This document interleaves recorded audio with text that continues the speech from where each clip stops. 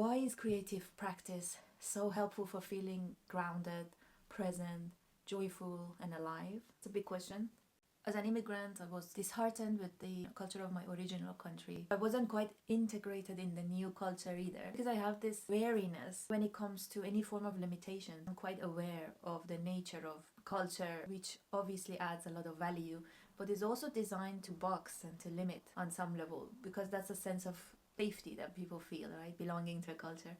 But still, even though I was neither there nor here, the need for belonging and feeling grounded was still there, right? Just as like we're all human. So then the search was about where do I find the sense of grounding and belonging if I want to remain free?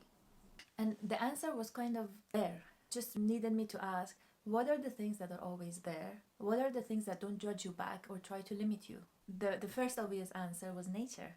Nothing in nature is judging you back, right? What is more grounded than an image of a tree? This sense of uprootedness and not belonging and lack of safety was kind of dissolving as soon as I would enter a forest or spend time with animals. That was a beautiful gateway into feeling like, I belong here. I am here now. That's one of the reasons that I love hosting workshops or women's circles in the forest, especially because we're in London and a lot of women who come to the circles do come with this sense of where do I belong, because a lot of them are not born in the UK, they come from all over the place, and there must have been something about their host culture, host country that made them think, oh, I want to move, that's why they moved. But you cannot wipe away the need for belonging, and you cannot force belonging either. You can attach yourself to a culture or a country, but something inside wouldn't feel quite right either. So when I watch the women in the groups sort of breathe a bit deeper, feel a bit like they can be themselves, their joyful inner child comes out and they connect with each other, they start talking, I know that the magic of being in nature has worked. And obviously the other permanent, supportive, consistent, and never judging part of ourselves is our breath. And that's why I trained as a breath worker. And that was another way to kind of melt in these limitations, this sense of fears and holding back and feeling like I belong, because I'm a human, because I'm here, and that's enough. So the breath work and breathing consciously is also a big part of the circles that I run for women.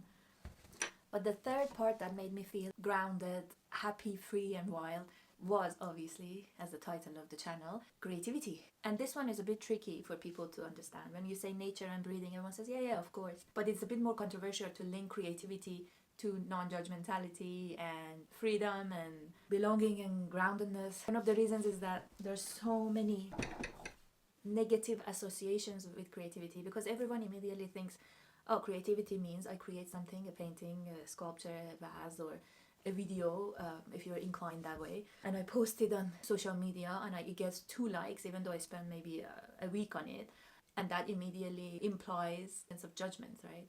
So people think, oh, if it was good enough, it would get more likes, right? That defeats the purpose of grounding, feeling accepted, expressing, feeling like you belong. But the kind of creativity I'm talking about now, and I offer it in my workshops and women's circles, is kind of different. It's a creative practice. It's the process that makes you feel like you can be yourself, that you can be free. It's almost like you have to take away the part of you that is imagining the future audience for your creative work. So basically, we're not looking for the final product. We're not being productive. We're being creative, which means that you just have to focus on the creative process. Why? Because it's innate, it's in us. If we encourage it, it will come out. It's as simple as that. The creative force is always waiting to find a channel to come out one way or another. And why is creative practice so helpful for feeling grounded, present, joyful, and alive? It's a big question because it connects. It connects you to a greater creative force. I know this might go into the more abstract kind of a spiritual conversation, but it is true. When you connect, your creativity is not just yours, right? It's a gateway to connecting to a bigger creative force. You become a channel. When you become a channel, you're not alone anymore because by definition, you're part of something huge. You're letting that force move your hands, your mind, your ideas, and that's why the loneliness goes away. That's why the sense of ungroundedness goes away. In my case, especially if you work with something that comes right out of the earth, it's one of the best ways to feel grounded. Nature, beauty, breath, creativity, they connect and they create safety, groundedness, and aliveness. Because all of those elements connect you to the present moment. I know it sounds like a cliche, oh, be present, be mindful, but it's true. In the present moment, there is no past or future. Just like in your breath, there's no past or future. You're just breathing now.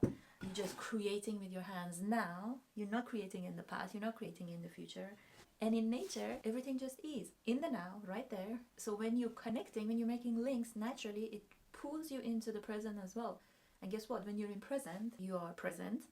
You naturally belong. It's only the past and the future that separate us. Separation does not exist in this moment, right? It's only the ideas of who I was, who I'm going to be, these concepts that of ourselves that we hold in our minds that make us think we don't belong or we're not going to be accepted. If you don't have any concepts because you don't have in this moment your past or your future, how are you not going to belong? You just are. The present moment connects.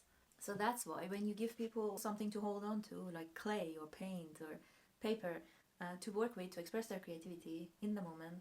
When you gather people in nature, give them clay to play with, and you invite them to use their breath, guess what happens? They feel present, they feel alive, and somehow they also feel more connected to others.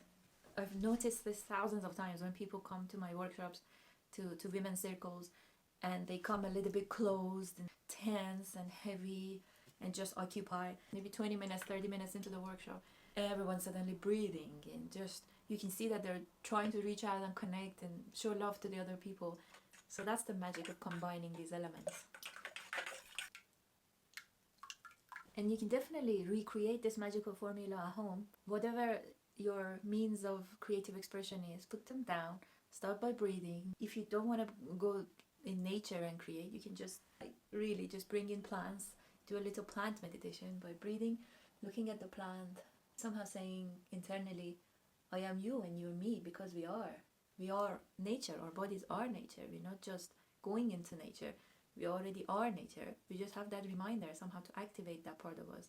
And immediately, as soon as I think, well, you and me are one, we're both nature, guess what? You feel like you belong, you can breathe, you feel safe and grounded, and the creative force flows. That's it, voila. So I'll be making a lot more on this particular subject, how to tap into your creative freedom, how to feel more wild and free within yourself, but also belong and feel safe at the same time, using exactly the elements I mentioned, nature, breath, and creativity. So subscribe if you want to see more of these.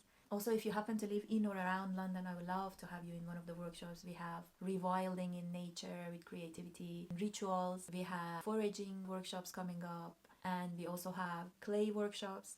Subscribe to the channel or join the future workshops.